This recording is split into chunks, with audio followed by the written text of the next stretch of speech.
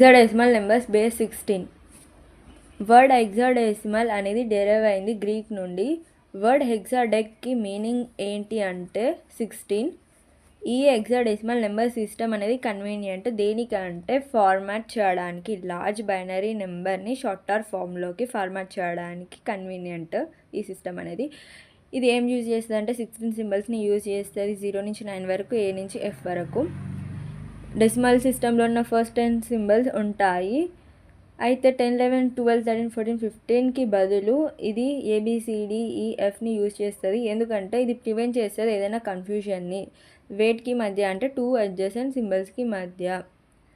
Hexadecimal symbols A నుంచి F వరకు అది అప్పర్ అయినా అవ్వచ్చు లేదా లోవర్ కేస్ అయినా అవ్వచ్చు. వెయిట్స్ ఎలా తీసుకుంటామంటే ఒక సింబల్ అనేది పొజిషన్ 0 కాడ ఉంటే దాని వెయిట్, ఆ సింబల్ యొక్క వెయిట్ ఎంత అంటే 16 పవర్ 0 = 1.